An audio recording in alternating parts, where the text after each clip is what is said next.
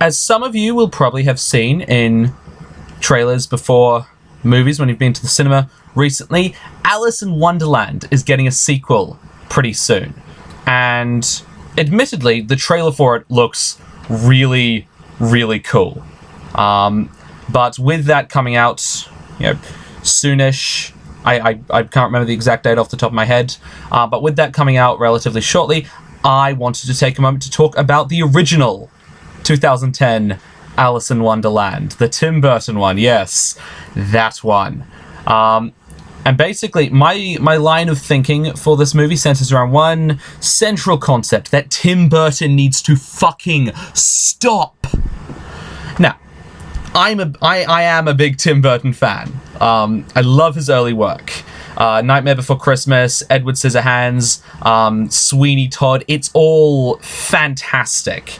And to me, Burton is sort of the textbook style over substance sort of director, which is fine. That has given us some great pictures.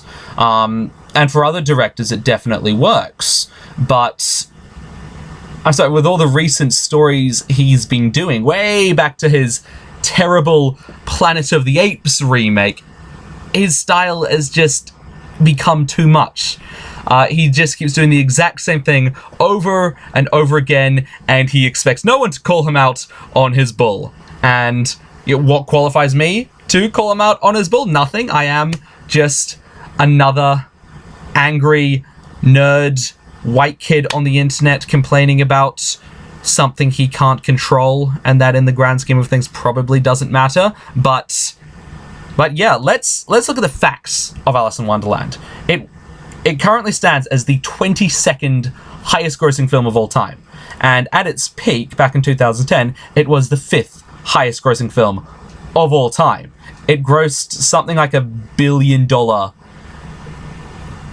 grossed $1 billion. It grossed a lot of money. It was extremely successful. It was extremely popular. And when I first heard about it coming out, I was like, Tim Burton, Alice in Wonderland, that's a pairing made in heaven. That should work. Here you have a director whose most common criticism is his lack of story, which is the defining trait of Alice in Wonderland, why it's so fantastic. But he chose this one film to change that, and that's the only thing he did change.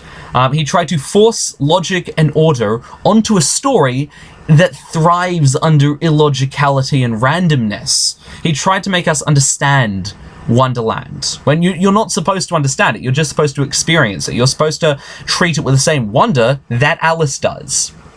Now, I am a massive Alice in Wonderland fan. I love the original Lewis Carroll novel and its sequel. They're both fantastic.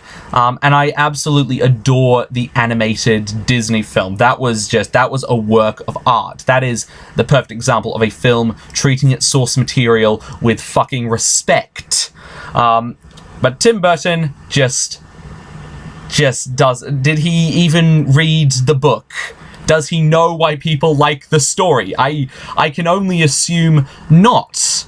That, and he only seems to know that there are 2 actors and actresses in the world, Johnny Depp and Helena Bonham Carter. I love both of them, but, use someone new, for Christ's sake.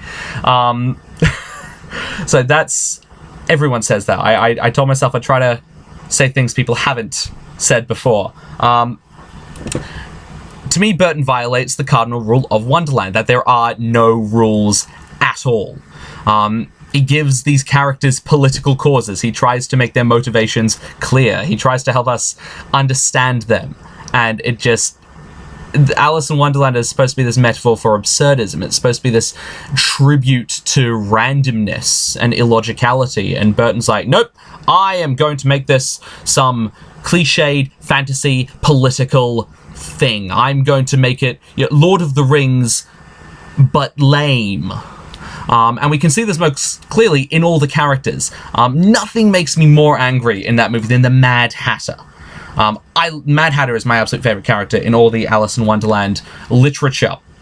Because he was so nonsensical, because he was mad. Here he's just Johnny Depp trying out like 7 different accents for some reason. The Mad Hatter isn't supposed to take up a political cause. He's just supposed to be mad. And the Cheshire Cat. You ruined the Cheshire Cat. You said he wouldn't get involved, and then he gets involved, and what? The Red Queen was absurd. The White Queen was nothing. It was just, ugh. And Alice. I fucking hated Alice. Hey, Tim Burton, rule 1 of screenwriting, your audience needs to care about your characters. I don't give 2 fucks about Alice. The Jabberwocky could have fucking burnt her alive, and I probably would have forgotten about it 10 minutes out of the cinema. That's how unforgettable, that's how forgettable this movie was. And yeah, that's pretty much it. The last criticism I really have is just look at Wonderland. It does look cool. It looks, I liked I don't mind the heavy use of CGI. Sometimes it can work. And here it did look cool. It just didn't look like Wonderland. Wonderland is supposed to be bright and colorful, and Burton's Wonderland just looks like one of what's behind one of the other doors in Nightmare Before Christmas. It's, yeah, suffice to say, I was not impressed. Yeah, so those are my views on Alice in Wonderland. Yeah, I mean, probably like 80 million other people have those exact same views, but yeah, I did not think about how to end this video. I will end with a personal message to Tim Burton. Please, please stop. You ruined Charlie and the Chocolate Factory for me. You ruined Alice in Wonderland movie. You tried. You tried very hard to ruin Planet of the Apes for me, but you did not. I beat you there. But please stop trying to ruin the things I love. Thank you.